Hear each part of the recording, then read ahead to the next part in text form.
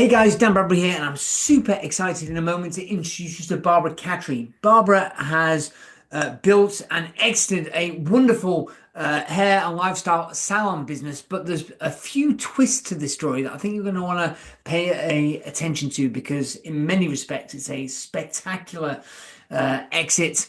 And for those listening, if you want to exit your business one day, there's a few lessons to learn in this one. So, with that said, welcome, Barbara. Thank you for joining us.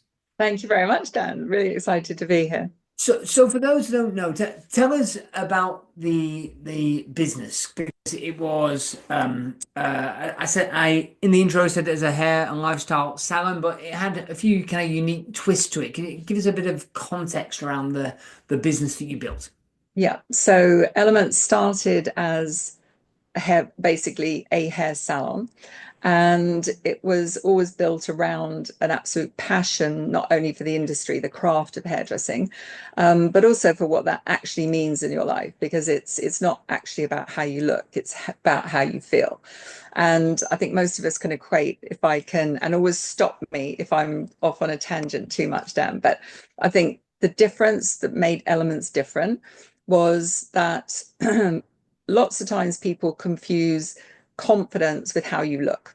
And, we'll all know days where someone says, wow, you look great today. And you're like, nah, really? I'm not feeling it.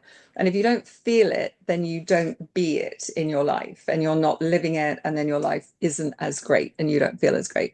So for us, the whole thing was, what does feeling great look like to you? So it's just a slight twist on us looking at someone as kind of like an object and thinking, okay, well, you've got this shaped face, this kind of hair, this would make you look physically better. That is obviously a part of it. But for us, it was understanding what feeling great looks like to you. And so that was a really definite difference as to how we, did business at Elements. And how what that meant was that over the years, we became a really, really important part of the community because we helped people feel their best and be their best through all the challenges they had in life. And, as they grew, we were a multi-generational salon, multi-generational team as time went on. And I felt incredibly proud that we had, you know, made an impact and made a difference in the community and in the lives of everyone that we worked with. Yeah, and the business, well, there's two parts of this interview like that I want to kind of dig in, and one's the business itself, but then the other part is the exit, and the exit is exciting because to jump to the end, guys, it was a high end of the range of the multiple for the industry that Yeah. it's in, and it was an all cash deal, and I want to talk about how you managed to accomplish that because people are feeling so squeezed at the moment upon exit and a lot Yes. of tough challenges. But let's go back to the start. So let's start Yeah. with business. So not so much the start of the business. I mean, the business started quite a long time ago in Yeah. the late 80s, but there was an inflection point when all of a sudden you had to step up to the plate I about did. about 23 years ago Yeah. when you became the sole owner. Tell us about that moment. What happened? Where were Yeah. you, and how did it come about?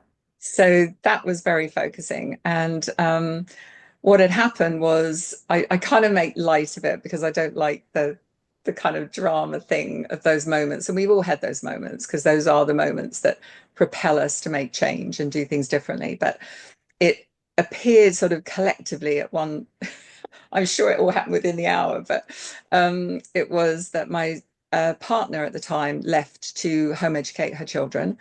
I became the single mum to my three sons, age at that time 6, 4, and just born.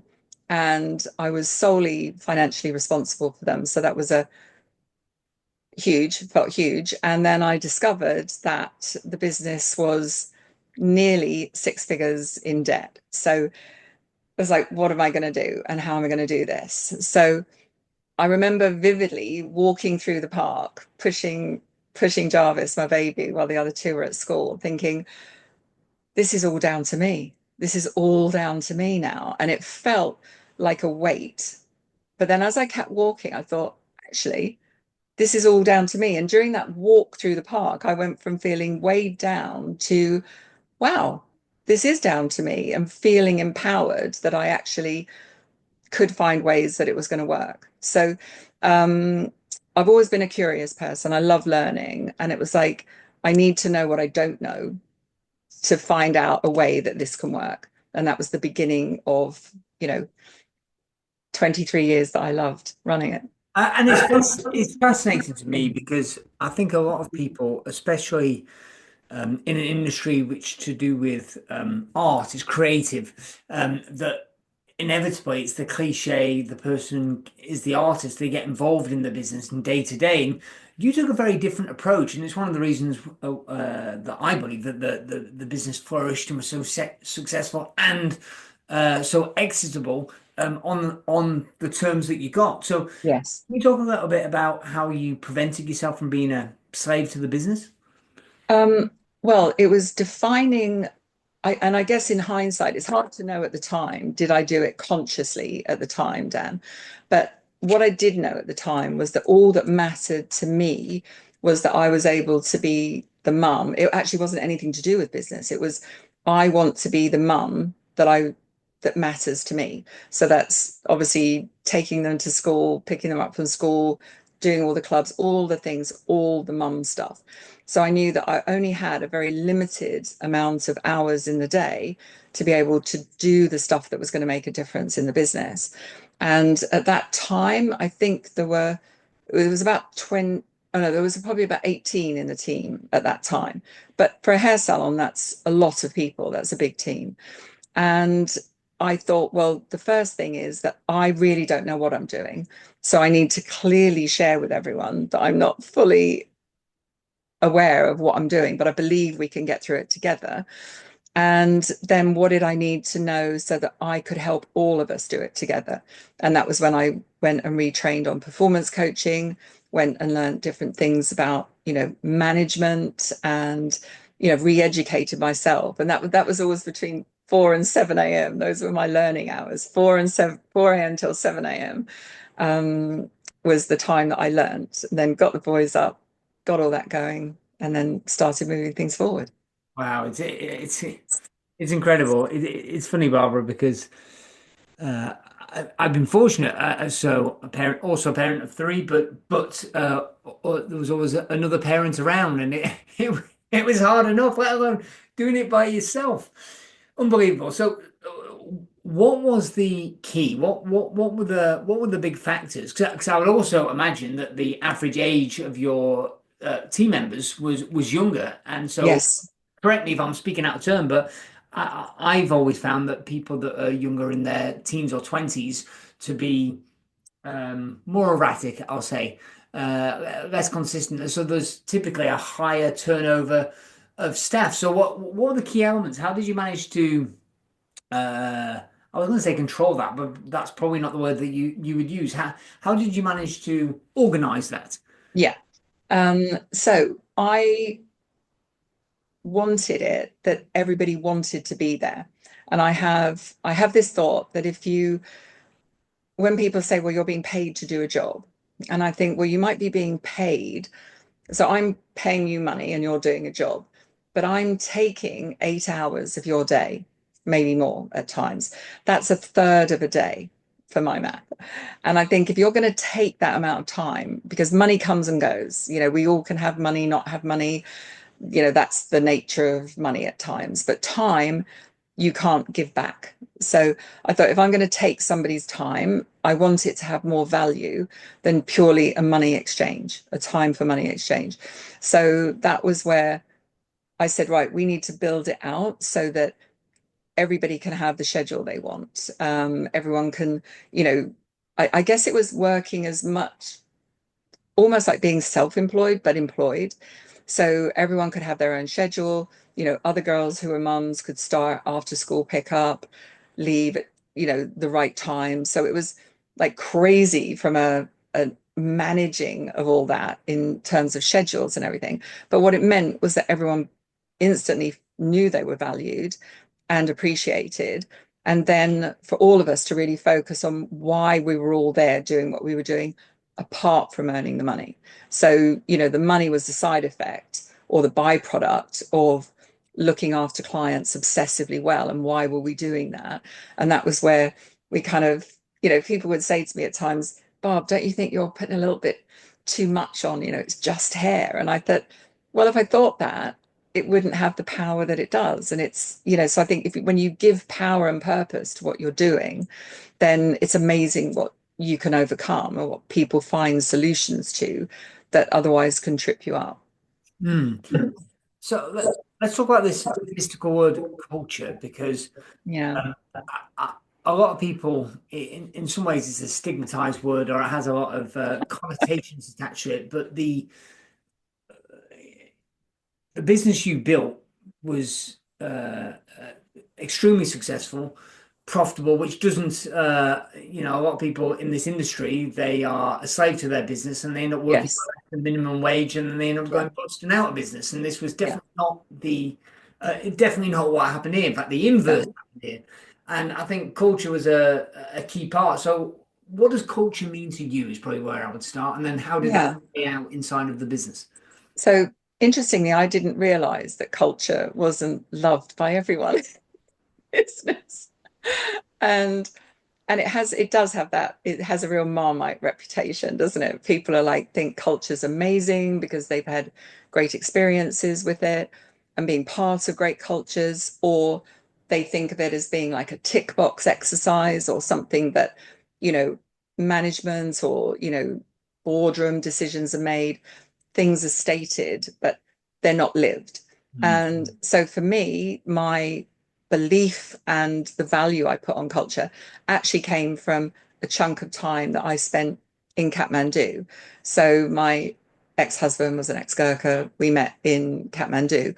And I spent a lot of time over those years helping rug weavers. This sounds crazy, but there is a point to it. Helping rug weavers design rugs that we then sold in the UK for them. So it was really fun. It was a great thing to do.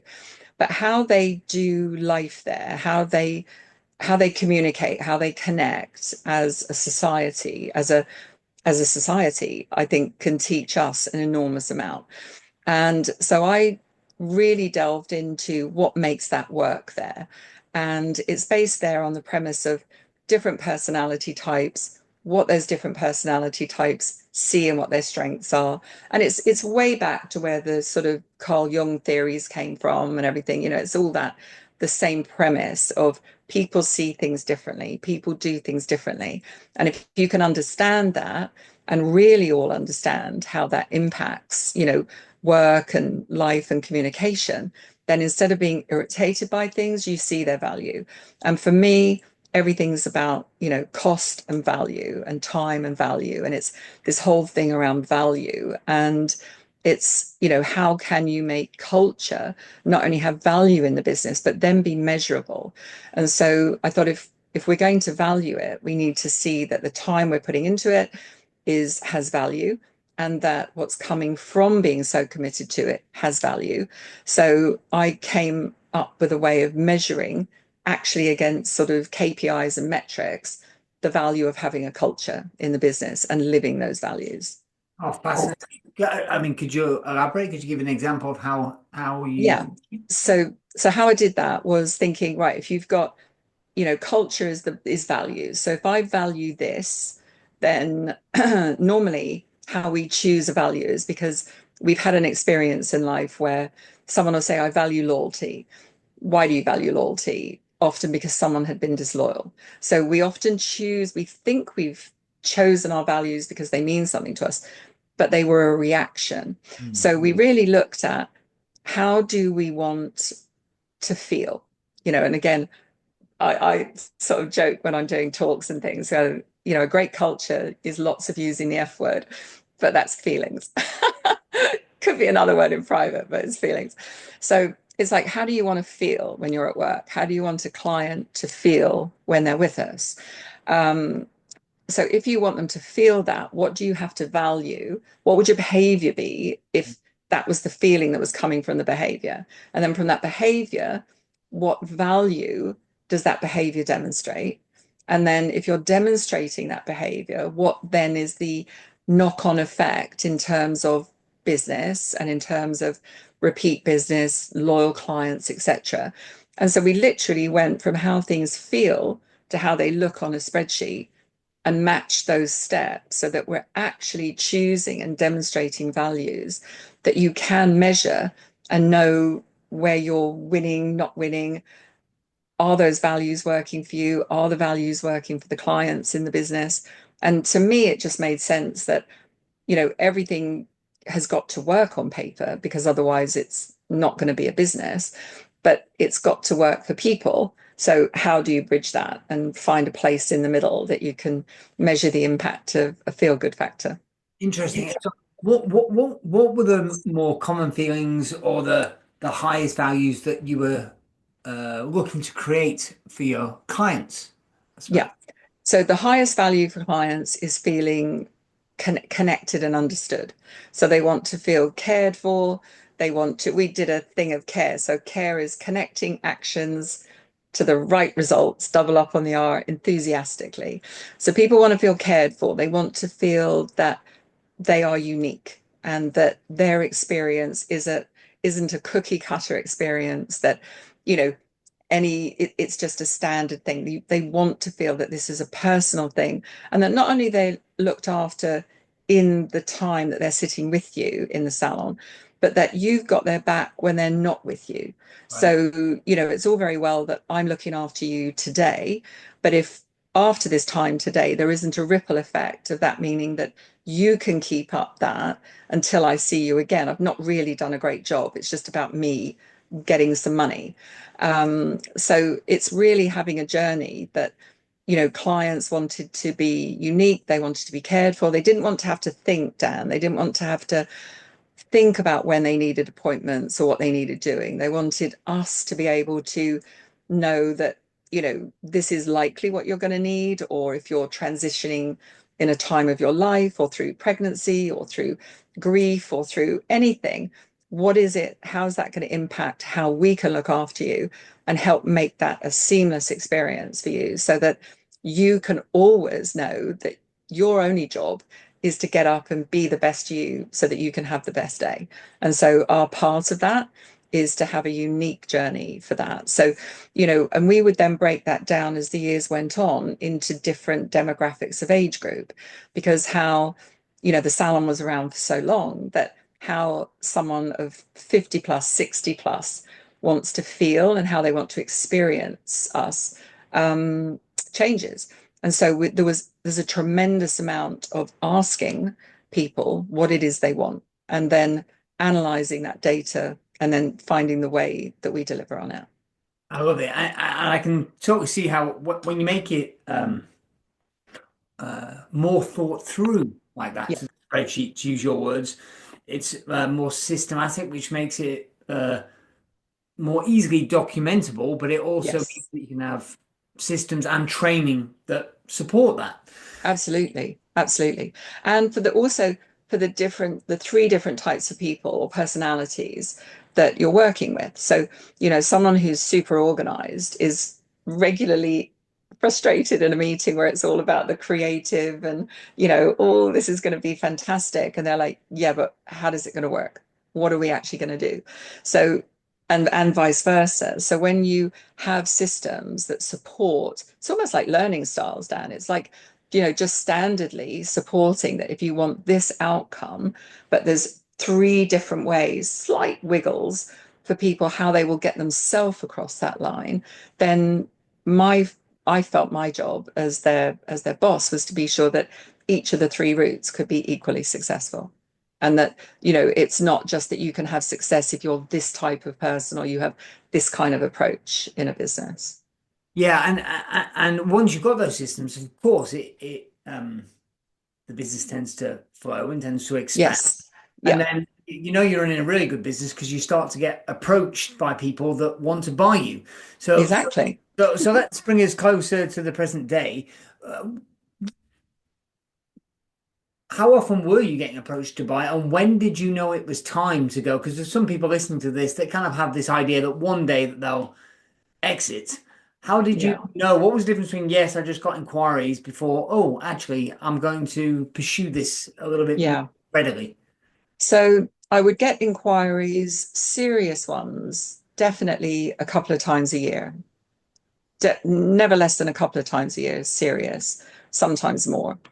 My first choice would have been that my team, that it was an internal, you know, internal buyout. I would have loved for my senior team to have experienced what I did as being the owner of the business. So that would have been my wish. And we did try and pursue that. We did try and see if there was a way we could make that happen. Then COVID happened. So that was kind of pre-COVID. Then COVID happened and that changed everything. So it changed their confidence as to whether that was something they wanted to do, with the perception of things not feeling maybe as secure or certain. Um, and that all sort of was running parallel to the fact that my sons were spending lots of time in the States, and there was a possibility for me to be there and help with different things. And then, so when this opportunity arose 2 years before, and it wasn't right at that time, when it did come back last year as an opportunity, I thought this definitely is the right time, both for me and, for the business moving forward into this new era. And so, when you felt the time was right, tell us about the experience, the process, because Yeah, most people describe the due diligence process as brutal, but and again, I alluded to it earlier on. It appeared, at least on the outside, to be a speedy and yeah, in many respects idealistic transaction. yes. What was your experience? How did it flow, and what was the timeline? So it made me realize how I don't know how anyone would say they buy and sell businesses for fun, because I didn't think it was fun. Um, Purely in that there's so little certainty, like when you're buying a house, at least when you get to exchange, you can kind of take a bit of a sigh of relief and think, oh, okay, well, there was none of that in a business thing.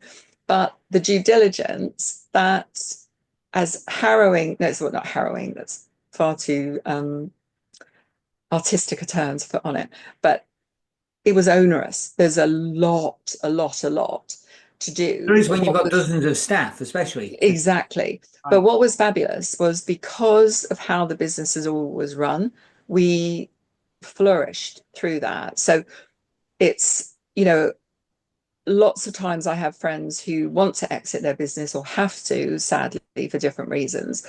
And they find then that they can't get the value that they should and that the business is worth, because on paper they can't prove that all of their systems and the consistency and everything has been there for at least 3 years. Whereas because of our culture and the culture and my, on the flip side of that, obsession with spreadsheets, is that I could prove and show all of that data and where all of the value was. So I was ready. I didn't realize I'd been actually ready to sell for years and years and years. And that definitely would be my advice to anyone, is to run your business in a way that you, if there's an opportunity or a need, that you have choice and freedom in that moment and you don't feel that you're, in a bad situation. We said off tape, Barbara, so just to let the readers know, you are contractually, it's not appropriate to share the specific numbers, Yeah. but we did say that it was the high, like the Yeah. top end of the range for your industry, and it was Yes. it was an all cash transaction. So, was it always that way from the get-go? Who put the number forward first? How was there much of a negotiation? Did you set the Yeah. price? Tell us about how that came about. So the number was kind of easy, because when you look at what goes into the value and what goes into the multiple, and it's the things that aren't measurable always so easily on paper, how does, obviously the figures hugely matter, but then things like how long, as you were saying earlier, in an industry where um, high staff turnover can be a very prevalent part of how most businesses run. You know, my team, we were there for the long haul. So we had, legacy and reassurance of, the team and the systems and we could prove how long clients have been with the business for, what their lifetime value was. I had complete transparency of, everything to do with, I'm just thinking everything from every single process of how we did what we did and the results it got. So it was very, very easy to come up with the figure and show that it was worth that. And then not only that, but there was then no need for me to be there afterwards. As sad as that was, it was like, oh my gosh, I'm not needed at all. But that actually is really great because everything ran. It was a turnkey operation in that way. So It's so funny, Barbara, because so many people are, they go, oh, but they have, in my view, the majority of business owners have unrealistic expectations and go, oh, well, I want it all cash and I want it all now, and no, I won't do any deferred payment, but they don't have the documentation, the yeah, systems, they don't have the longevity of team, they don't have long-standing clients that have been around for years or decades even, yeah, right? And the business is also dependent upon them. And yeah, yet, here you are creating a business that wasn't dependent upon you, even though you were key no, creating the culture perspective.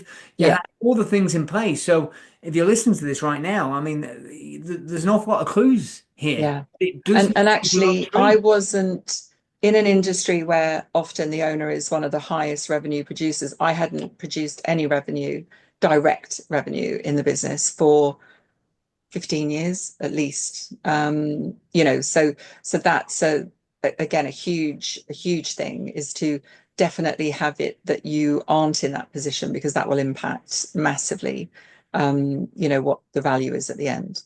So, what was the length of time between when you decided, because you said came back after a few years, Yeah, when you decided, right, okay, I'm gonna take it seriously now to completion. What was that length of time? six months.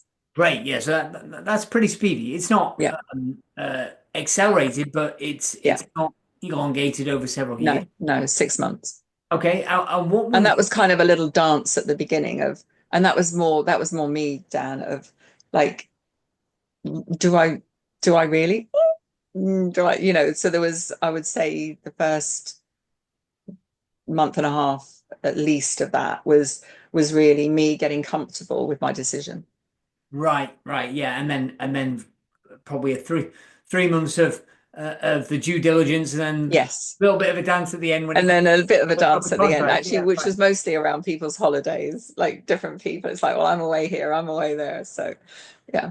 Interesting. And for those that are toying with the idea of exit, what did you do? So when the deal closed and the money landed in the bank, two questions. First of all, how did it feel? Was it euphoric? Was it anticlimactic? 'Cause I often hear that. And then the Yeah. second question was, what did you do, if anything, to treat yourself? Yeah. So it felt great. It felt great for a minute, I'd say. And it felt great for a minute. But I think again, I've never been someone who's made decisions, possibly that's good and a bad thing, conversation for another time, based on money. So it was good, felt good for a minute. What I then immediately did was, or my sons had got me and my best friend like a spa thing in London. So literally 2 days after we were in this spa, and I was thinking, wow, nobody needs me. That was my biggest thing. I was like, suddenly I'm not needed. But then within a week, I was off out to the States to help my youngest son. And then I was gone for 3 months. So that was really great. I had another thing to throw myself into just in that transition. But yeah, I'd say it was mixed feelings. I think you don't realize as a business owner, or maybe you do if you've exited before, how much of your headspace, even if it's not your physical, presence, Right. how much of your headspace is taken up thinking, and you spot something and think, God, that would be a great idea for this, or that would be great for that. And then you realize that's not what your direction is anymore. So yeah, there was definitely a bit of who am I now? Right. So, well, so two. final questions. Barbara, we're getting close to the end of our time, and I want to be respectful of that now. But what, any key lessons? I think there've been a few absolute gems, so you might be restating something we've already said, or there may be something additional. What pointers would you give to somebody who's listening to this that's toying with the idea of exit? What would you encourage them to Yeah. think about or questions to ask? So I would say to, if you can think about why, obviously everything to do with the why. And um, I have a fun way of making decisions. If you don't know if you're making the right decision, you think of the things that you mainly want. What do you think the reasons are that you want to do something? And you write them across a piece of paper. Then down the side, you write the kind of finer criteria for each. So across the top, it would be sell, don't sell, um, do a slow buyout. You've got the different options for that, and then your criteria down the side. And then you keep folding the paper over, you score each option. And in between scoring each column, you go off and do something for at least half an hour. So you're not doing them all with the same headspace. You go off and you come back. And it sounds really weird, but when you unfold the paper and look at them all, it it really helps bring some clarity as to things that you thought might be important to you, but they're not really, or vice versa. So it often can point you in a direction that you're thinking that's not really what I wanted. And it helps you make that decision kind of more comfortably. I have not explained that I very don't well, know. but That's anyway, interesting. Well, it's it's it's interesting. I've otherwise you feel that you're dancing between should have done that, no, I should have done this, and it just helps remove that. So I think having spending a bit of time on the why, then thinking where am I at now? So if I know why I'd like to do it, can I? And can I realistically achieve that? Because there's a lot, like you've said, I've had contact, so many people get in touch saying, how did you do that? And I've wanted to do it, but I don't think I'd get through this or that. And it's like with your bank balance, just take the hard, cold look at it all and go, right, this is where we are. These are my choices. And then start working at putting yourself in the best situation that you can be as quickly as you can. I love that. And by the way, on the decision making process, it's funny. I've not done it exactly that way. I've done the kind of options analysis, options on the top and the criteria down the side, Yeah. grid for those listening.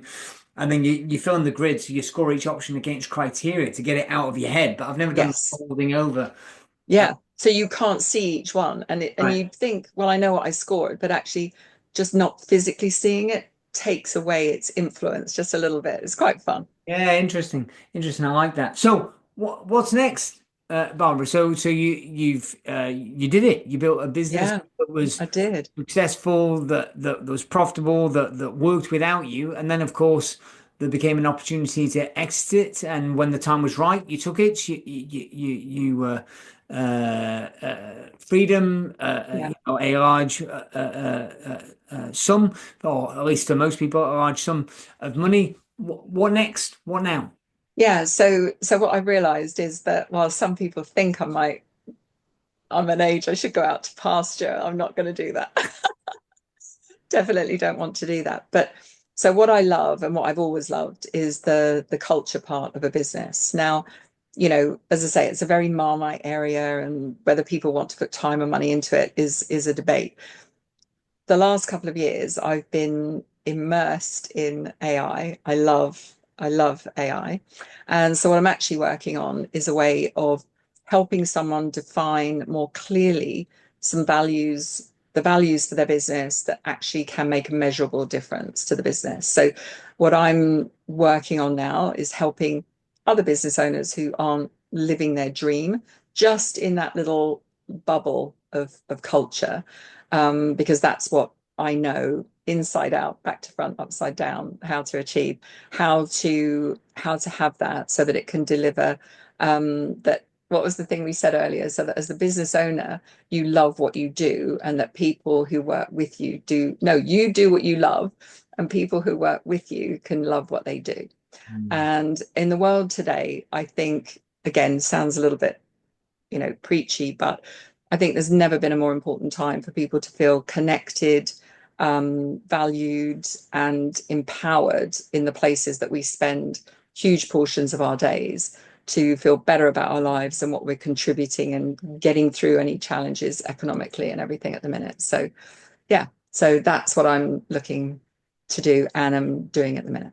Sounds fantastic. And for Yeah, anyone that's listening, Barbara, that wants to get in touch, find out more about that, for sure.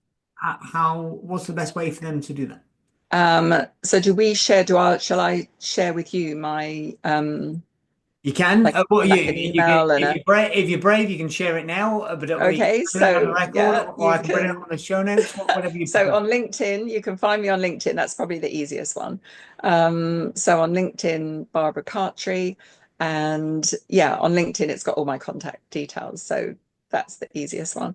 Fab, and we'll put it in the show notes. Well, Barbara, I've loved this chat, and obviously, congratulations on the Thank you. exit of the one business, and hope that you flourish on the new one. Thank you very much. Thank you, Dan. Right, bye bye. Bye.